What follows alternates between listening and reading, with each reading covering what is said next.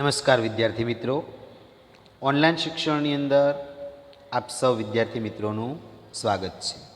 મિત્રો, આજે આપણે ધોરણ 12 વિષય ગુજરાતીની અંદર વ્યાકરણની અંદર લેખન અને રચનાના સ્વરૂપો એના વિશે અભ્યાસ કરવાનો છે, જેની અંદર આપણે સંક્ષેપીકરણ એટલે કે સંક્ષેપ કઈ રીતે કરવો, અરજી લેખન કઈ રીતે કરવું, વાદાત્મક અને ભાવાત્મક, કાવ્યાર્થ ગ્રહણ અને ગદ્યાર્થ ગ્રહણ એ શીખશું. તો મિત્રો, સૌથી પહેલાં આપણે સંક્ષેપીકરણનો મુદ્દો જોઈએ. સંક્ષેપીકરણ, તમે કોઈ પિક્ચર કે નાટક પૂરા 2.5-3 કલાક ખર્ચીને જુઓ છો. એના વિશે જ્યારે મિત્ર તમને પૂછે ત્યારે એને કહેવા માટે તમે એટલો જ સમય લો છો? તો કે ના, 15-20 મિનિટમાં તો આખી ઘટના તેને સમજાવી દો છો. 1 કલાક તમે કોઈ વ્યાખ્યાન સાંભળ્યું હોય પણ એના વિશે બીજાને માહિતી આપવી હોય તો 10 મિનિટ પૂરતી હોય છે ને. 2 કલાક સુધી લગાતાર જોયેલી ક્રિકેટ મેચનો અહેવાલ આપવામાં તમે પૂરેપૂરી 15 મિનિટ લેતા નથી. આ બધી વાતો તમે ટૂંકમાં બીજાને સમજાવી શકો છો. આ બધી વાતો તમે ટૂંકમાં બીજાને સમજાવી શકો છો. તમારી સમજ શક્તિ અને સ્મરણ શક્તિ અનુસાર, એટલે યાદ રાખવાની શક્તિ પ્રમાણે, સામેવાળાને તમે માણેલા કાર્યક્રમનું પુનઃ કથન કરી શકો છો. તમે માણેલું, અનુભવેલું, વિચારેલું કે વાંચેલું તમારા ચિત્તતંત્રમાં ગોઠવાઈ જતું હોય છે. પછીથી તમારા શબ્દ ભંડોળના સહારે ટૂંકાણમાં તે વ્યક્ત થતું હોય છે. આમ પુનઃકથન એ એક રીતે સ્વેર એટલે કે મરજી પ્રમાણેની બાબત છે. આજે માણસના સ્થિતિ સંયોગો અનુસાર તે બધું જ સાંભળી વાંચી શકે તેવી સ્થિતિમાં ન હોય. તેવા સમયે આવું ટૂંકું કથન અનુકૂળ રહે છે. અને ટૂંકાણ એટલે જ સંક્ષેપ. ટૂંકાણ એટલે શું? સંક્ષેપ. તો મિત્રો, સંક્ષેપ મૂળ વાતની વિશેષતા અને તેનો વિચાર જાળવીને ટૂંકાણ રજૂ કરવાની કળા એટલે સંક્ષેપીકરણ. ટૂંકાણ એટલે સંક્ષેપ, મૂળ વાતની વિશેષતા અને તેનો વિચાર જાળવીને ટૂંકાણમાં રજૂ કરવાની કળા એટલે સંક્ષેપીકરણ. અહીં આપણે કોઈ લખાણમાં સંક્ષેપ વિશે થોડો અભ્યાસ કરીશું. કોઈ પત્રકાર લાંબી લચક ઘટના અડધું પાનું ભરીને વર્તમાન પત્રમાં છાપે તો એને કેટલા જણા વાંચે? પણ એ જ ઘટના કોઈ મુદ્દાનો લોપ એટલે કે હાસ ન થાય એ રીતે ટૂંકાણમાં અને રસિક બને એ રીતે છપાય તો ઓછા સમયમાં ઘણા જણ ઘટનાથી માહિતગાર બની રહે. બસ આ જ સંક્ષેપ કલા કસબ અને આજના સમયની જરૂરિયાત છે. તો મિત્રો, સંક્ષેપ એટલે શું? તો સંક્ષેપ એટલે કે ટૂંકાણ. એને સમજાવવા માટે સરસ મજાનું ઉદાહરણ આપ્યું કે આપણે કોઈ પિક્ચર જોવા જઈએ, 3 કલાકનું પિક્ચર હોય અને આપણે કોઈને સ્ટોરી કહીએ તો શું આપણે 3 કલાક સુધી સ્ટોરી કહીએ છીએ? તો કે ના, માત્ર 5-10 મિનિટમાં એ આખા પિક્ચરની સ્ટોરી આપણે કહી દેતા હોય. એ ટૂંકમાં જે કહેવાની જે કળા છે એને કહેવાય સંક્ષેપીકરણ. ટૂંકાણ એટલે શું? સંક્ષેપીકરણ. એટલે મૂળની વાત જે છે એ મૂળ વાતની વિશેષતા અને તેના વિચારો જાળવીને એ કોઈ પણ બાબતને ટૂંકમાં રજૂ કરવાની કળા એટલે સંક્ષેપીકરણ. સંક્ષેપીકરણ એટલે શું? કે ટૂંકાણ એટલે સંક્ષેપીકરણ. કોઈ મૂળ વાત હોય એ વાતની વિશેષતા અને તેના વિચારને જાળવીને ટૂંકાણમાં રજૂ કરવાની કળા એટલે શું? સંક્ષેપીકરણ. પિક્ચર સિવાય એક બીજું ઉદાહરણ આપ્યું કે ભાઈ પેપરની અંદર કોઈ કવિ હોય, લેખક હોય, મોટો લેખ આપે, આખું પાનું ભરેલું હોય, તો શું આપણે આખું પાનું વાંચવા બેસવાના નથી? પણ એ જ આખું પાનું જે મુખ્ય મુદ્દા હોય એ મુદ્દાસર માત્ર શોર્ટકટ 5-10 લીટીમાં કહી દીધું હોય તો આપણે એને વાંચી શકીએ અને આપણને આનંદ પણ આવે, આપણને રસ પણ એમાંથી મળે. તો મિત્રો આ જે ટૂંકાણ કરવાની જે કલા છે એને શું કહેવાય? સંક્ષેપીકરણ કહેવાય. તો મિત્રો હવે આપણે જ્યારે સંક્ષેપ કરીએ છીએ ત્યારે કઈ કઈ બાબતો ધ્યાન રાખવી તે આપણે જોઈએ. સંક્ષેપીકરણ કરતી વખતે ધ્યાનમાં રાખવાની બાબતો. કોઈ લખાણનો સંક્ષેપ એટલે કે સાર કરવા માટે કઈ કઈ બાબતોનું ધ્યાન રાખવું. તો મિત્રો પહેલો મુદ્દો, આખું લખાણ ખૂબ જ ધ્યાનપૂર્વક વાંચી જવું. જે બાબત સરળતાથી સમજાય નહીં તેને 2-3 વાર વાંચી જવી. તેમાં કયા વિષયની કઈ વાત કહેવામાં આવી છે તે પૂરેપૂરું સમજી લેવું. સંક્ષેપ કરતી વખતે પહેલી વાત કઈ યાદ રાખવાની? કે આપણને જે પેરેગ્રાફ જે આપેલો છે, જે લખાણ જે આપેલું છે એ લખાણને આપણે ખૂબ જ ધ્યાનપૂર્વક એને વાંચી જવાનું. સૌથી પહેલું શું કરવાનું?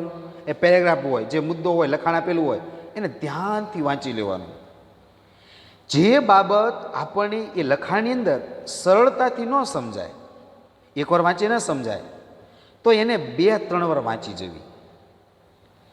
ત્યારબાદ તેમાં કઈ વિષય, હવે 2-3 વાર વાંચીએ એટલે એનામાં શું કહેવામાં આવ્યું છે, એમાં કઈ વાતનો ઉલ્લેખ કરવામાં આવ્યો એ આપણને સમજાઈ જશે. એટલે સૌથી પહેલું શું કે પેરેગ્રાફ હોય એને 2-3 વાર વાંચી જવાનું અને ધ્યાનપૂર્વક વાંચવાનું. ન સમજાય એવું હોય તો એને આપણે 2-3 વાર વાંચવાનું. આ પહેલી બાબત, ધ્યાનપૂર્વક વાંચવું, ન સમજાય એવી બાબતોને 2-3 વાર વાંચવી.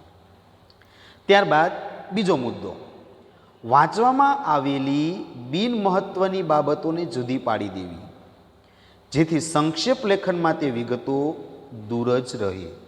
આપણે વાંચતા હોય તો જે જરૂરી ન હોય તેવી બાબતો એને શું? જુદી પાડી દેવાની. વાંચવામાં આવેલી બિનમહત્વની એટલે જરૂરી ન હોય તેવી જે બાબતો હોય એને શું કરી દેવાનું? દૂર પાડી દેવાનું, જુદું પાડી દેવાનું, જેથી સંક્ષેપમાં એ વિગતો દૂર જ રહે. જે નકામા વાક્યો હોય, એકનું એક વાક્ય વારંવાર કહેવાયેલું હોય, ઉદાહરણ હોય, તો આવું આપણે દૂર કરી નાખવાનું. આ બીજો. ત્યારબાદ ત્રીજો મુદ્દો, મૂળ લખાણ કરતાં ત્રીજા ભાગનું આશ્રય લેખન કરવાનું છે. એવા ખ્યાલ સાથે લખાણમાં મુદ્દાઓ તારવતા જવા. આપણે મિત્રો 5 માર્કની અંદર પ્રશ્ન પૂછાય, સંક્ષેપીકરણ કરો, ત્રીજા ભાગનું સંક્ષેપીકરણ કરી યોગ્ય શીર્ષક આપો. એટલે આપણે જે ફકરો છે એનું ત્રીજા ભાગનું સંક્ષેપીકરણ કરવાનું છે. કે ભાઈ 12 લીટી આપી હોય તો 4 લીટીમાં કરવાનું છે, એવી રીતે આપણે ત્રીજા ભાગનું સંક્ષેપ કરવાનું છે. એટલે મૂળ લખાણ કરતાં ત્રીજા ભાગનું આશ્રય લેખન કરવાનું છે.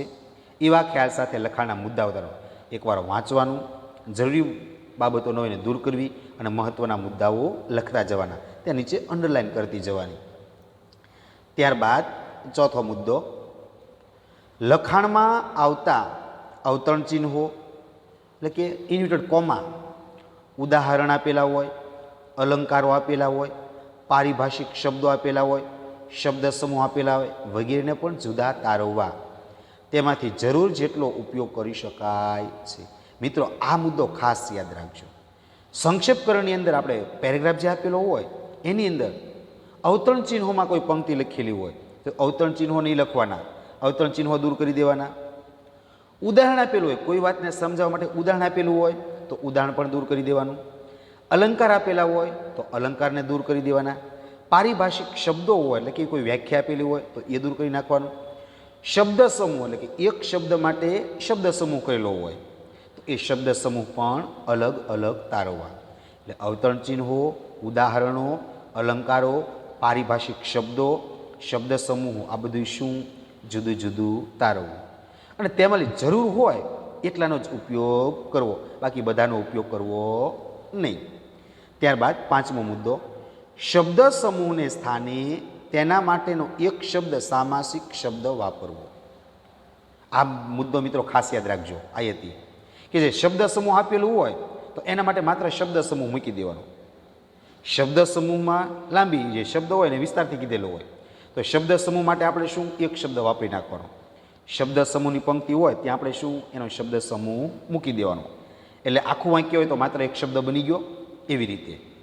ત્યારબાદ એક જ વાતને સમજાવવા માટે એકથી વધારે શબ્દો કે વધારે વાક્યો વાપરવામાં આવ્યા હોય તો તેને શક્ય હોય તો એક વાક્યમાં સમાવી લેવાનો પ્રયત્ન કરવો.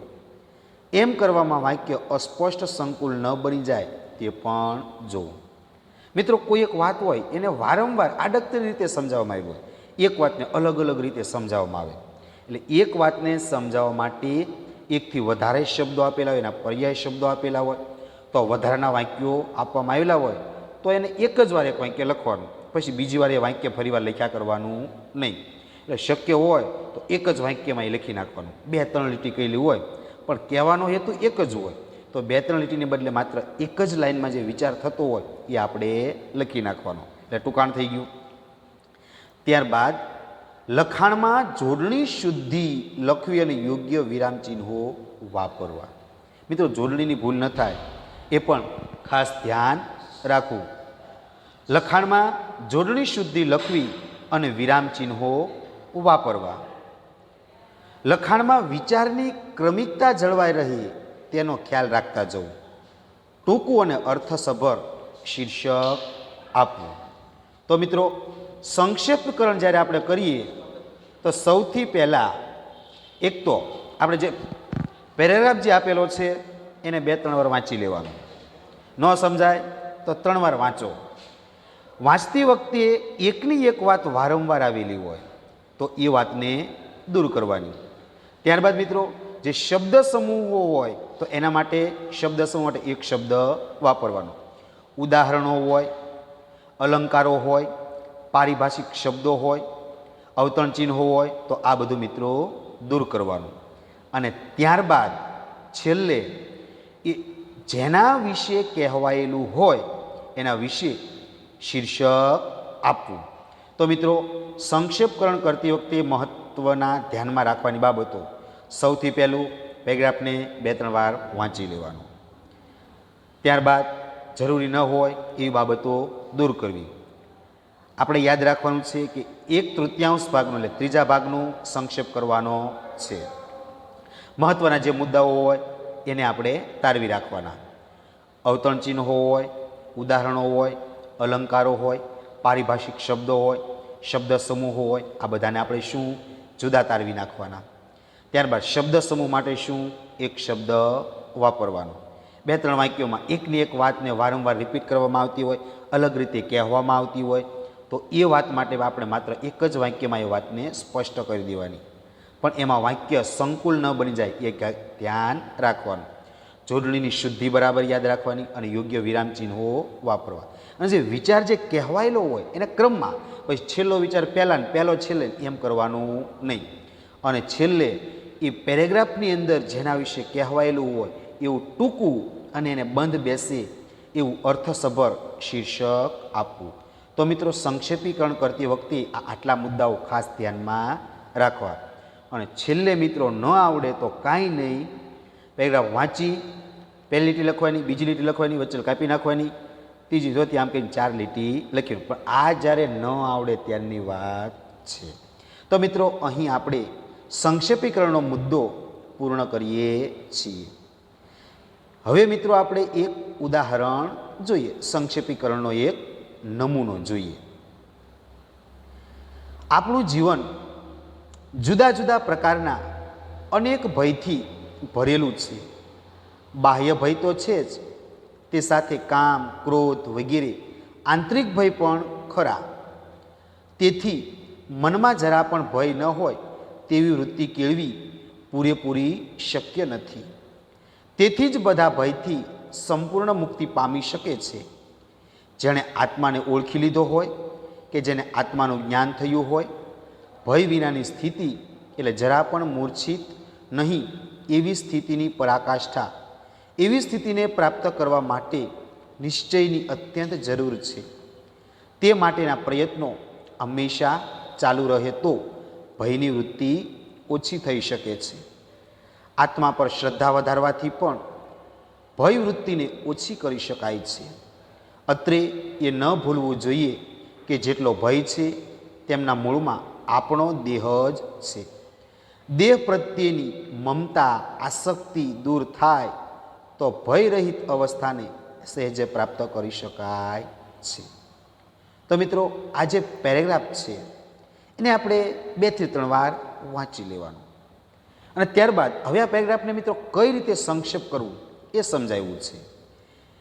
તો પહેલો, સૌ પ્રથમ તો આપણે પેરેગ્રાફમાંથી શબ્દ સમૂહો તારવી અને એના બદલે યોગ્ય શબ્દ પસંદ કરીને લખવાનો છે. તો મિત્રો, પેરેગ્રાફની અંદર પંક્તિ આવી કે જરા પણ ભય ન હોય તેવી વૃત્તિ, તો એને શું કહેવાય? નિર્ભયતા અથવા નિર્ભય વૃત્તિ. પછી ભયથી સંપૂર્ણ મુક્તિ, તો એને શું કહેવાય? ભય મુક્તિ. આત્માનું જ્ઞાન, તો એને શું કહેવાય? આત્મજ્ઞાન. ભય વિનાની સ્થિતિ, તો એને શું કહેવાય? નિર્ભયતા. જરા પણ મૂર્છિત નહીં એવી સ્થિતિ, તો એને શું કહેવાય? સંપૂર્ણ જાગૃતિ. આત્મા પર શ્રદ્ધા, તો એને શું કહેવાય? આત્મશ્રદ્ધા અથવા નિશ્ચય શક્તિ. દેહ પ્રત્યેની મમતા, તો એને શું કહેવાય? આસક્તિનો દેખાવ.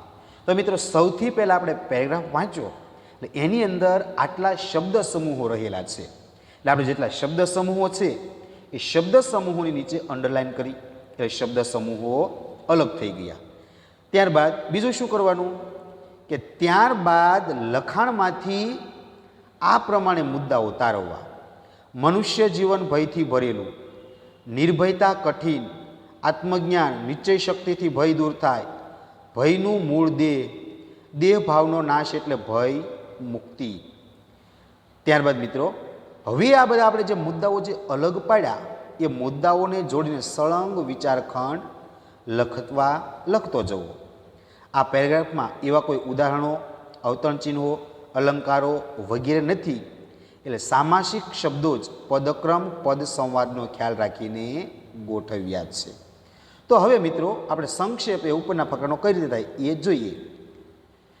તો સંક્ષેપ આ મુજબ કરી શકાય. માનવ જીવન આંતરબાહ્ય અનેક ભયથી ભરેલું છે. નિર્ભયતા કેળવવી અઘરી છે. નિર્ભયતા કેળવવી સરળ નથી. ભયમુક્ત સ્થિતિ પ્રાપ્ત કરવા આત્મજ્ઞાન અને આત્મશ્રદ્ધા વધારવી જોઈએ. આત્મજ્ઞાન અને નિશ્ચય શક્તિ જાગૃત કરવાથી ભયમુક્ત થવાય છે. ભયનું મૂળ જ શરીર છે. દેહભાવ દૂર થાય એટલે આપોઆપ નિર્ભયતા પ્રાપ્ત થાય છે. કૌંસમાં મૂકેલા વાક્યો વૈકલ્પિક છે. જવાબમાં બંને લખવા નહીં. અને શીર્ષક નિર્ભયતા. તો મિત્રો, આ જે પેરેગ્રાફ જે હતો, મોટો જે પેરેગ્રાફ હતો એને આપણે શોર્ટકટમાં કર્યો. એ પેરેગ્રાફ જો મિત્રો કેટલો થઈ ગયો? 2 અને 3 લીટીનો થઈ ગયો. એટલે કે ત્રીજા ભાગનું સંક્ષેપીકરણ થઈ ગયું. તો મિત્રો, સંક્ષેપીકરણ કરતી વખતે મુદ્દાઓ કેટલા યાદ રાખવાના? 9. સંક્ષેપ માટે જે પેરેગ્રાફ આપ્યો એને સૌ પ્રથમ 2-3 વાર વાંચી જવાનું. ત્યારબાદ 2 થી 3 વાર વાંચી જઈએ એટલે મહત્ત્વની બાબતોને જુદી પાડી દેવી. આપણે ત્રીજા ભાગનું સંક્ષેપીકરણ કરવાનું છે. અવતરણ ચિહ્નો, ઉદાહરણો, અલંકારો, પારિભાષિક શબ્દો, શબ્દ સમૂહો વગેરેને આપણે દૂર કરવા. શબ્દ સમૂહ માટે એક શબ્દ આપવો. એકની એક વાતને એક કરતાં વધારે વાર કીધેલી હોય તો એને આપણે એક વાક્યની અંદર પૂરી કરી દેવી. લખાણની અંદર જોડણીની ભૂલ ન થાય અને યોગ્ય વિરામ ચિહ્નોનો ઉપયોગ કરવો. લખાણની અંદર જે વિચાર છે એની ક્રમિકતા જળવાઈ રહેવી જોઈએ, આડાવાળા વિચાર થઈ જવા જોઈએ નહીં. અને છેલ્લે આપણે ટૂંકું એક શીર્ષક આપવાનું છે. તો મિત્રો આ આપણે હવે સંક્ષેપીકરણ કઈ રીતે કરવું એ આપણે જોયું. તો મિત્રો અહીં આપણે સંક્ષેપીકરણનો જે મુદ્દો છે એ આપણે પૂર્ણ કરીએ છીએ. ત્યારબાદ મિત્રો હવે આપણે આગળ જોઈએ કે અરજી લેખન, સંક્ષેપીકરણ. તો મિત્રો આપણા પાઠ્યપુસ્તકની અંદર ઘણા બધા પેરેગ્રાફ પણ આપેલા છે, એની આપણે હવે પ્રેક્ટિસ કરવાની. ત્યારબાદ મિત્રો કાવ્યનું રસદર્શન. કાવ્યનું રસદર્શન એટલે કે મિત્રો જેને આપણે કહેવાય પદ્યાર્થ ગ્રહણ. કાવ્યનું રસદર્શન એટલે શું? પદ્યાર્થ ગ્રહણ. તો મિત્રો ધોરણ 12ની કક્ષાએ આપણે તમારા પાઠ્યપુસ્તકની બહારની કોઈ કવિતાનું રસદર્શન કરીશું. આ તબક્કે રસદર્શન માટે આપણે પરિશીલન, સમજૂતી, વિવરણ વગેરે શબ્દો પણ મૂકી શકાય. મિત્રો 5 માર્કનો પ્રશ્ન હશે. બહારનું કાવ્ય હશે, એ કાવ્ય વાંચી અને એની નીચે આપેલા જે પ્રશ્નો છે એ પ્રશ્નોના આપણે જવાબ લખવાના છે. મિત્રો કાવ્યમાંથી ગોતીને જ આ પ્રશ્નો લખવાના છે, એટલે આમાં પૂરેપૂરા માર્ક મળે. તો મિત્રો આ કાવ્યનું રસદર્શન. પણ જે કાવ્ય હશે કેવું હશે? બહારનું કોઈ કાવ્ય હશે. તો મિત્રો આપણે કાવ્ય છે એ આપણે જોઈએ કે ભાઈ કેવું કાવ્ય હશે. કાવ્યાર્થ ગ્રહણ, કે કાવ્યાર્થ ગ્રહણ અંગે આટલું સમજો અને યાદ રાખવાનું કે બોર્ડની અંદર આ 5 ગુણનો પ્રશ્ન હશે. હવે મિત્રો આ જે કાવ્યાર્થ ગ્રહણ છે એની અંદર આપણે શું કરવાનું કે જે કાવ્ય આપેલું હોય એ કાવ્યને બરાબર વાંચી લેવાનું. કાવ્યને વાંચી લીધું અને ત્યાર પછી એની નીચે એ 5 પ્રશ્નો આપેલા હશે. એ 5 પ્રશ્નોના ઉત્તર આપણે આ કાવ્યમાં ને કાવ્યમાંથી શોધીને લખવાના છે. મિત્રો સાવ સહેલામાં સહેલો આ પ્રશ્ન છે. 5 માર્ક્સ રોકડિયા છે. બહારનું કાવ્ય હશે, એ કાવ્ય આપણે 2-3 વાર વાંચી લેવાનું. નીચે 5 પ્રશ્નો આપ્યા હશે અને એ પ્રશ્નો જવાબ આપણે આ કાવ્યમાંથી ગોતીને લખવાના છે. અને ત્યારબાદ છેલ્લે એક શીર્ષક આપેલું હશે. તો મિત્રો આપણે જોઈએ કે કાવ્યાર્થ ગ્રહણનો નમૂનો, જેને આપણે પદ્યાર્થ ગ્રહણ કહીએ તે: શિખરું ઊંચા ને માર્ગ આકરા, નહીં કોઈ સાથ કે સંગાત, ત્યાં કેડી કે નહીં વાટ, ચડવા ચઢાણો તસુ તસુ એકલા શિખરું, લીએ એ માર્ગ નર કોઈ બંટકડા, છોડી આળને પંપાળ રાખી સમયો રખવા, કાચી રે છાતીમાં બેસે તાકાત શિખરું, ચડે ઊંચે જે માહે ડૂબતા, જેને આતમનો સંગાત એનો જાલે હરિવર હાથ, પંડને ખૂવે તે પ્રીતમ પામતા શિખરું. તો મિત્રો આ જે કાવ્ય છે એ બહારનું કાવ્ય હશે. મિત્રો આપણે 2-3 વાર કાવ્ય વાંચી લીધું. ત્યારબાદ નીચે હવે 5 પ્રશ્નો આપેલા હશે આ કાવ્યમાંથી ને કાવ્યમાંથી. કે ભાઈ પહેલો પ્રશ્ન છે કે કવિના મત પ્રમાણે શિખરો પર ચડવાનું શા માટે મુશ્કેલ છે? કવિના મતે શિખરો પર ચડવાનું શા માટે મુશ્કેલ છે? તો મિત્રો નીચે એનો જવાબ આપેલો છે કે કવિના મતે શિખરો પર ચડવાનો માર્ગ બહુ આકરો કઠિન છે. કે માર્ગ કેવો છે? બહુ આકરો કઠિન છે. ત્યાં જવા માટેની કોઈ કેડી કે સીધા રસ્તાઓ પણ નથી અને વળી કોઈનો સંગાથ પણ નથી. તેથી કવિને ચડવાનું મુશ્કેલ લાગે છે. તો મિત્રો આ રીતે પ્રશ્ન હશે. કવિના મત પ્રમાણે ઊંચા શિખરો ચડવાનું શા માટે મુશ્કેલ છે? તો મિત્રો જવાબ: કવિના મત પ્રમાણે ઊંચા શિખરો પર ચઢવાનો માર્ગ બહુ આકરો કઠિન છે, કારણ કે ત્યાં જવા માટેની કોઈ કેડી કે સીધો રસ્તો પણ નથી અને વળી કોઈનો સંગાથ પણ નથી અને તેથી કવિ ચડવાનું મુશ્કેલ લાગે છે. તો મિત્રો આ છે, જો આ જવાબ કાવ્યની અંદર આપેલા જ છે. ત્યારબાદ બીજો પ્રશ્ન કે ઊંચા શિખરોનો માર્ગ કાપવા કેવા લોકો લઈ શકે છે? ઊંચા શિખરોનો માર્ગ કેવા લોકો લઈ શકે છે? તો મિત્રો એનો જવાબ નીચે આપેલો છે કે ઊંચા શિખરોનો માર્ગ જે લોકો સાહસિક અને હિંમતવાન હોય તે જ ઊંચા શિખરોનો માર્ગ લઈ શકે છે. ઊંચા શિખરોનો માર્ગ કેવા લોકો લઈ શકે? તો કે જે લોકો સાહસિક અને હિંમતવાન હોય એ જ ઊંચા શિખરોનો માર્ગ લઈ શકે. જે લોકો કાચી છાતીના નબળા મનોબળવાળા હોય તે લોકો ના લઈ શકે. એટલે બીજો પ્રશ્ન શું હતો કે ઊંચા શિખરોનો માર્ગ કેવા લોકો લઈ શકે? તો કે જે લોકો સાહસિક અને હિંમતવાન હોય તે જ ઊંચા શિખરોનો માર્ગ લઈ શકે. જે લોકો કાચી છાતીના કે નબળા મનોબળવાળા હોય તે લોકો આ માર્ગ લઈ શકતા નથી. ત્યારબાદ મિત્રો ત્રીજો પ્રશ્ન કે ચડે અને ઉતરે, ચડે એ ઊંચે જે માહે ડૂબતા એમ કવિ શા માટે કહે છે? ચડે એ ઊંચે જે માહે ડૂબતા એમ કવિ શા માટે કહે છે?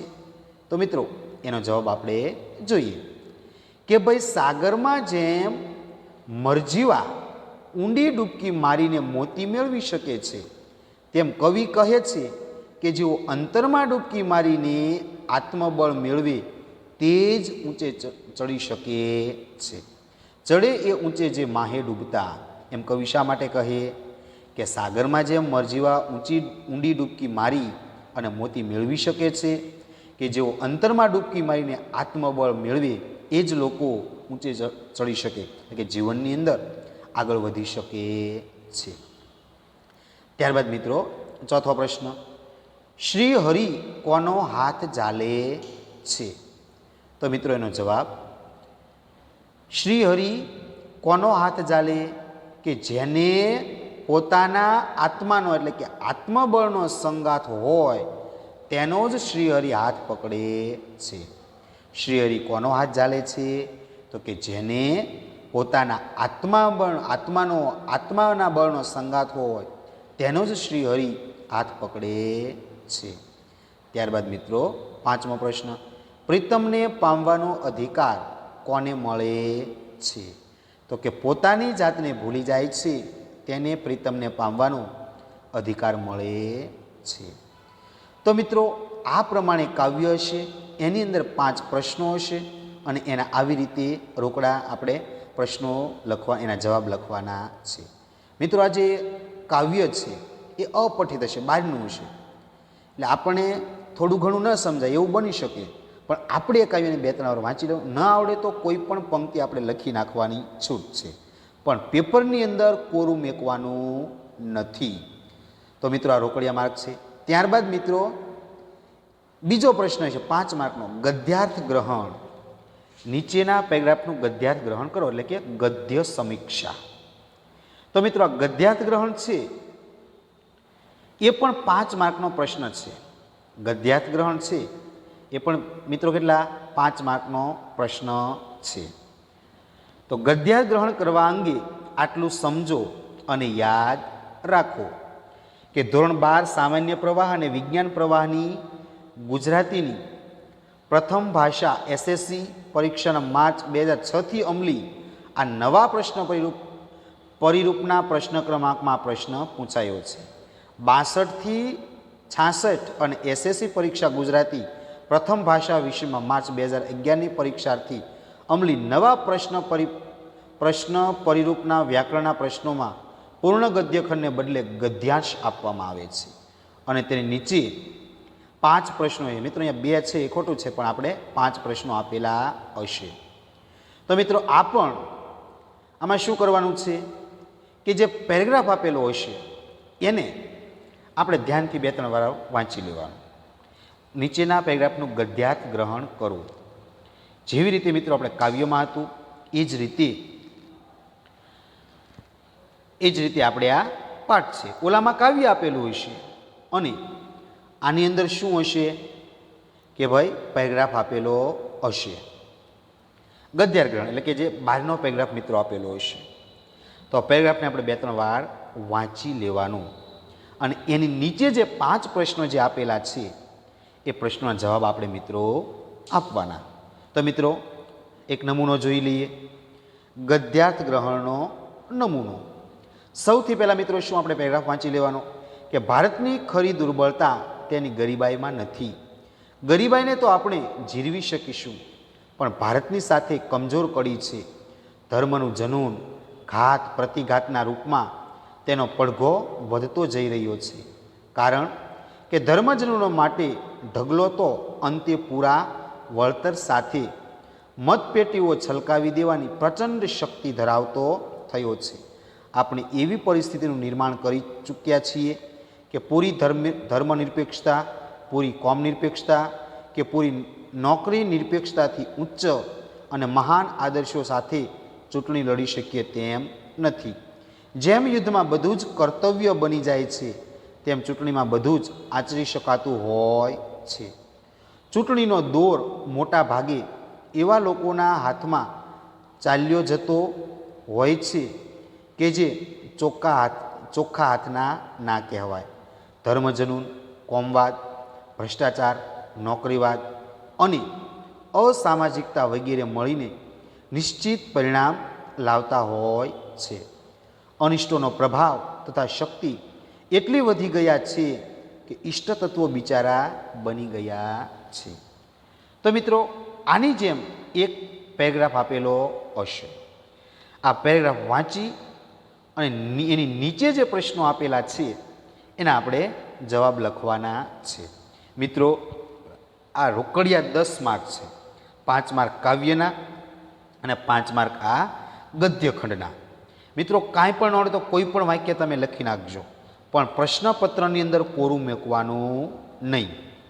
તો મિત્રો, હવે નીચે એના પ્રશ્નો આપેલા છે કે ભારતની સૌથી કમજોર કડી કઈ છે? ભારતની સૌથી કમજોર કડી કઈ છે? તો મિત્રો, જવાબ કે ધર્મજનૂન એ ભારતની સૌથી કમજોર કડી છે. મિત્રો, ઉપર જવાબ આપેલા જ છે, આપણે પેરેગ્રાફ વાંચ્યો તેની અંદર. એમાંથી આપણે શોધીને લખવાના છે. તો ભારતની સૌથી કમજોર કડી કઈ? તો કે ધર્મજનૂન. ત્યારબાદ બીજો પ્રશ્ન, ચૂંટણીનો દોર કેવા લોકોના હાથમાં આપવો જોઈએ? તો એનો જવાબ કે આ ચૂંટણીનો દોર મોટા ભાગે એવા લોકોના હાથમાં હોય છે કે જેઓ હાથના ચોખ્ખા યાની કે પ્રમાણિક નથી હોતા. ત્યારબાદ પ્રશ્ન ત્રીજો, આપણે કેવી પરિસ્થિતિનું નિર્માણ કર્યું છે? તો કે આપણે એવી પરિસ્થિતિનું નિર્માણ કર્યું છે કે પૂરી ધર્મનિરપેક્ષતા, કોમ નિરપેક્ષતા કે નોકરી નિરપેક્ષતાથી અર્થાત ઉચ્ચ અને મહાન આદર્શો સાથે આપણે ચૂંટણી લડી શકીએ એમ નથી. અનિષ્ટોનો પ્રભાવ અને શક્તિ એટલા વધી ગયા છે. ત્યારબાદ ચોથો પ્રશ્ન કે ઇષ્ટ તત્વો બિચારા કેમ બની ગયા છે? તો કે અનિષ્ટોનો પ્રભાવ અને શક્તિ એટલા વધી ગયા છે કે ઇષ્ટ તત્વો બિચારા બની ગયા છે. પાંચમો પ્રશ્ન, ગદ્યખંડને યોગ્ય શીર્ષક આપો. તો કે ચૂંટણીનું નિર્ણાયક પરિબળ ધર્મજનૂન. ચૂંટણીનું નિર્ણાયક પરિબળ અથવા ધર્મજનૂન. તો મિત્રો, આ પ્રમાણે પેરેગ્રાફ્સ આપેલો હશે અને એની નીચે પ્રશ્નો આપેલા હશે. મિત્રો, જવાબ આપેલા નહીં હોય. આપણે આમાંથી ગોતી અને લખવાના છે. મિત્રો, કોઈ પણ પંક્તિ આપણે લખી નાખવાની ન આવડે તો પણ. એટલે 10 માર્ક મિત્રો આપણે રોકડિયા છે.